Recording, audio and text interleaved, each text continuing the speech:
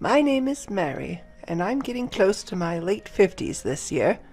I have 2 children. My elder son has become a working adult and is planning to get married to his girlfriend soon. My eldest daughter is currently a college student, and though she seems to be working hard every day, she appears to be thoroughly enjoying her university life. With my children growing up, I've almost finished my duties as a mother, and being a former nurse, I'm considering returning to the caregiving profession. One day, I got the shocking news that my father-in-law, Bob, had suffered a stroke. I received a call from my husband, John, and rushed to the hospital where Bob was admitted. Bob has always been a very earnest man, gentle, and has been very kind to me, his daughter-in-law. However, I have been worried because he hasn't been in good spirits since his wife, Alice, passed away 3 years ago.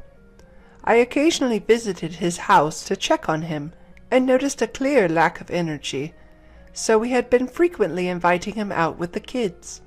Amidst this, when I had just begun to notice a return of vitality to Bob, the news of his stroke filled me with unease. When I arrived at the hospital, Bob's daughter and her husband were there, engaged in some conversation. "Sorry I'm late. How's Bob doing?" I asked, catching my breath as I approached John's sister, Isabella. Isabella sighed in irritation when she noticed me and said, "You're late. We have somewhere to be, so can you take it from here?" With that, she left briskly. Isabella has always seemed indifferent to Bob, often treating him coldly. Not only Bob, but she was the same with Alice when she was alive. Bob and Alice were such kind people, and they never said anything to her, but I think that's what made her what she is now. For now, I paced around the waiting area nervously while Bob was presumably in surgery. In the meantime, John arrived at the hospital. "Mary, how's Dad?" John was obviously worried. Sweat dripped from his forehead, and his dress shirt was soaked with perspiration. When I shook my head, John dropped the bags he was carrying, his face pale. No way." I quickly corrected him. "No, he's still in surgery. We don't know yet." John seemed to relax a bit, picking up his fallen bags and sinking into a chair. "Should we prepare ourselves?" I rushed over to John, who looked on the verge of tears, and put my hand on his back. "No, it's going to be okay." I felt helpless, not being able to say anything else, but I couldn't think of anything else to say. A few hours later, the surgery ended, and we were told by the doctor to come into a small room for an explanation. "The surgery was successful. However, he will most likely have some lasting effects." In other words, we were told Bob would need care. While I do hope for Bob's wellness, if it comes to providing care, this also involves Isabella and her husband. John and I decided to call Isabella to discuss this. As a result, we agreed to talk things out and arranged a meeting at Bob's house while he was still in the hospital. "I'm not going to look after him," Isabella announced as soon as the discussion started, shocking John and me. "Wait, if you're not going to, what are we supposed to do?" "I don't care. You two can take care of him," my sister-in-law Isabella said, idly fiddling with her neatly decorated nails that were done somewhere. Her husband, Tom, nodded in agreement. "What about a nursing home?" "What on earth are you talking about? I don't intend to waste money." This is what happens whenever I step in. Isabella glares at me with a look of the devil on her face. It feels like I'm not allowed to voice an opinion, so I shut my mouth. "If he can't go to a facility, and you girls won't look after him, then what are we going to do?" "That's why you guys should take care of him. I don't need some decrepit poverty god in my house." Isabella giggles as she speaks. Even I, normally patient, lost my cool at that. "That's too much, even for you. He's your father." "I don't care. Why is it that just because he's my father, I have to be the one to look after him? Besides, he's John's father too. I've been saying you guys should look after him." There's nothing I can say to that. If we could take care of him at home, I would love to. But our house isn't fully accessible. There are many steps and level differences. If we were to take in my father-in-law, we'd have to remodel our house, and we don't have enough funds for that. Mary, don't you have a care worker certification? Taking care of Dad should be easy, right? I was at a loss for words at Isabella's smug face. John, too, seemed to feel the same, and we decided to take the issue home for the time being, leaving our in-laws' house behind. What should we do? Mary, you were thinking about going back to your care work. That's okay. I wasn't absolutely set on going back, so don't worry about it, I gently said to a troubled John. The issue is the money. I don't mind taking in your father, but if we do, we'll need to make this house accessible so he won't fall, and medical equipment isn't cheap. You're right.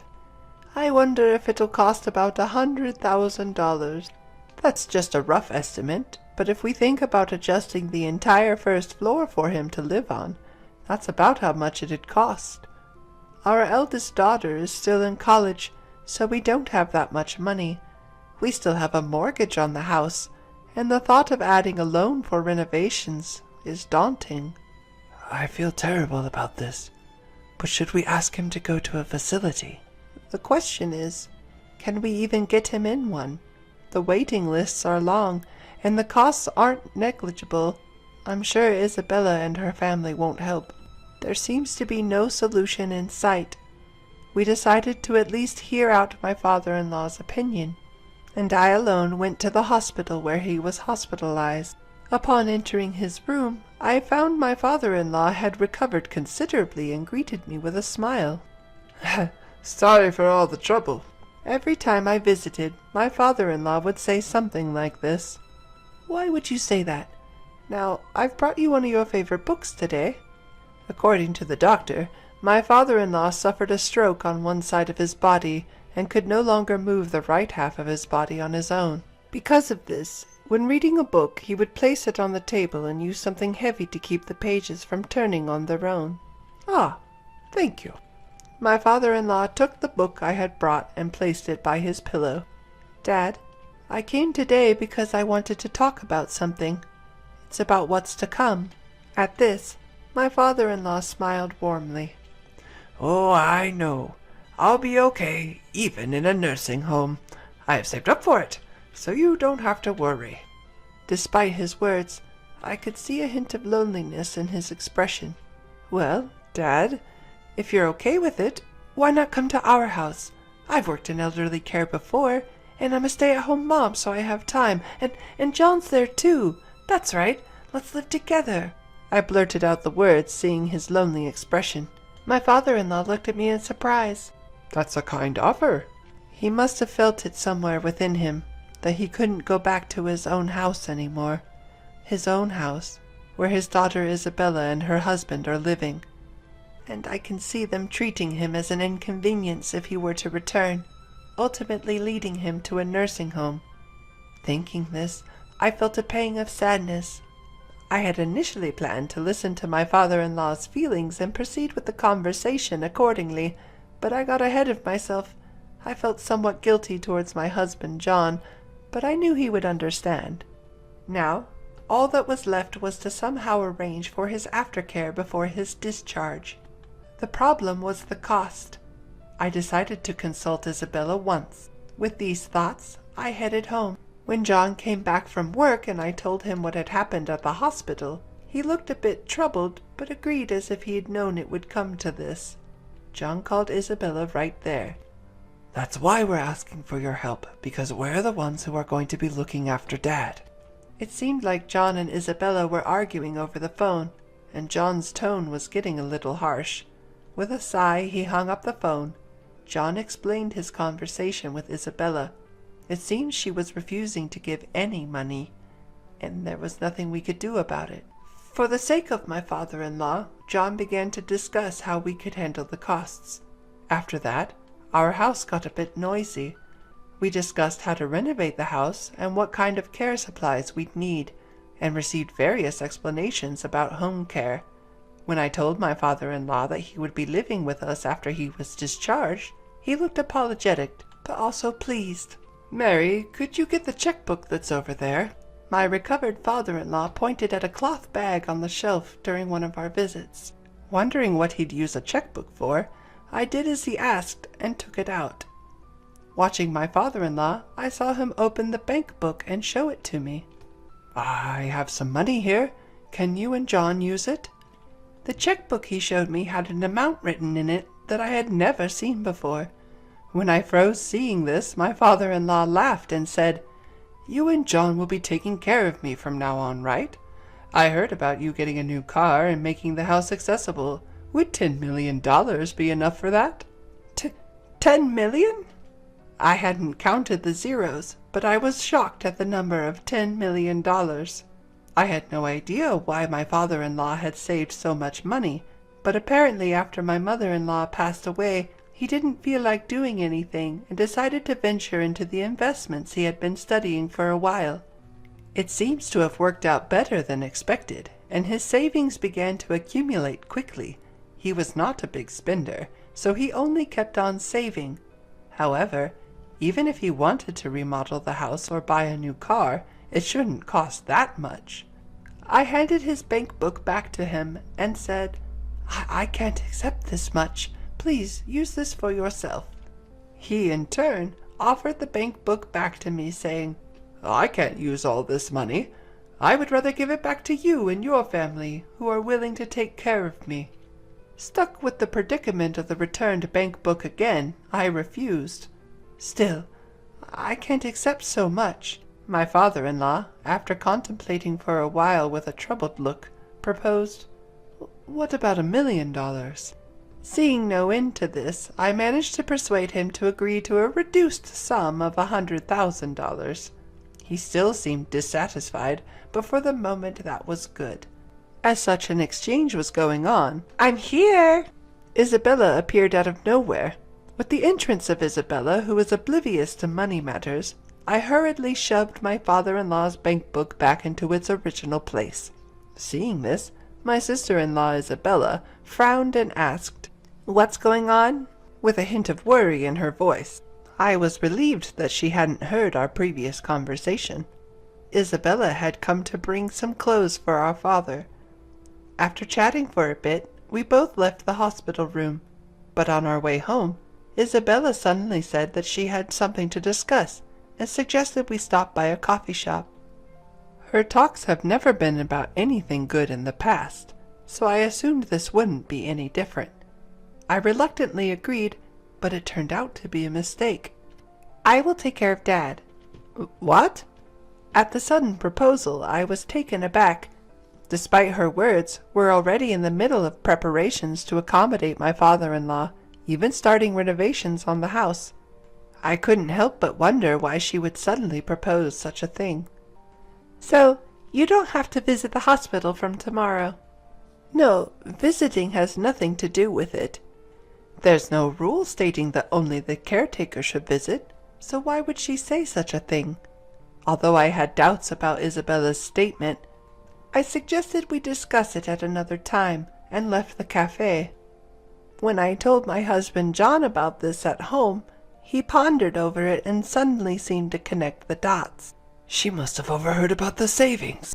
Although I had a hunch about it, it seems that was the case.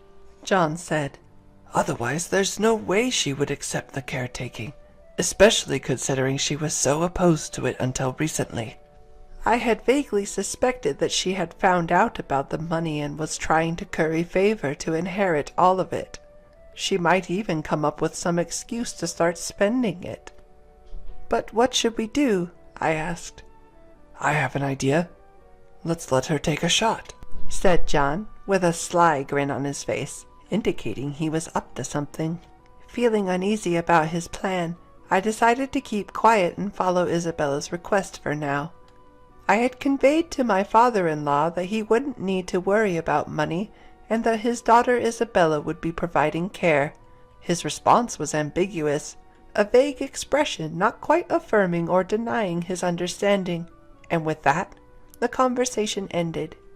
Afterward, He was safely discharged from the hospital and returned to his family home in Nebraska where Isabella resided. When my father-in-law was discharged, I had the chance to inspect the family home. The state of the house was unclear. There was no renovation, and it was questionable whether there were enough caregiving supplies. I doubted if real caregiving could happen in such conditions. However, this was Isabella's choice. I felt it was not my place to comment, so I decided to keep quiet. 2 months later, I got a call from Isabella. "Mary, I can't do this anymore. Please come over right now." She sounded frantic over the phone, so I responded and hurried over to the house in Nebraska. When I arrived, the house was messy and there was a disgusting odor in the air. As I was wondering what happened, Isabella appeared, looking more disheveled than ever.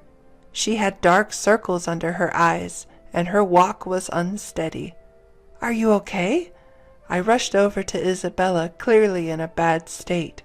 Isabella grabbed my hand and said, "Take Dad away." At first, I didn't understand what she meant, but after calming her down and getting her to explain, it seemed she had underestimated the challenges of caregiving. The duties extended from assistance with walking and meals to dealing with incontinence, which also meant dealing with diapers. It was overwhelming for her, not being able to handle anything around the house or even look at herself. I told her I couldn't make any decisions right then and promised to contact her as soon as possible. I took this matter home with me. "It lasted 2 months. That's impressive," my husband John muttered as he glanced at the calendar. Apparently he had seen this coming. He proposed we go and pick up my father-in-law on his next day off, and I agreed. A few days later, when we arrived at the family home in Nebraska, my father-in-law was already packed and ready to leave. I felt relieved that I could finally take him home. "I've endured for 2 months, and I used to live here too, so I deserve at least $5 million, Isabella said out of the blue as we were about to help my father-in-law into the car. I was so startled that I stopped in my tracks. John, too, was taken aback and turned to look at Isabella. Unfazed, she had a smug expression on her face. "What are you talking about, Isabella? This is not the time or place to talk about money, especially in front of Dad. He raised us after all." John tried to reason with her, but it seemed to have no effect. "I'm his daughter. It's only fair that I get paid." Her defiant response surprised me. How could she be so brazen? I questioned Isabella's personality. "Enough, Isabella. You shouldn't be talking about such unsavory matters. And besides, you've already received money," my father-in-law injected with a disbelieving expression. "There's none left. Just $5 million. What's so hard about that? If you're just going to wither away, you might as well put it to good use." "Sis!" I was taken aback. To think she would dare to speak in such a manner to her own father. I stood frozen in surprise. Even my usually composed husband, John, seemed to be seething at Isabella's words, his face turning beet red as he glared at her. "John, it's okay. She's speaking the truth." In an attempt to soothe his riled-up son, Bob, my father-in-law, gently reassured him and then turned to Isabella with a stern expression. "Isabella, you are no longer my child. Leave this house." His words were icy, to the point.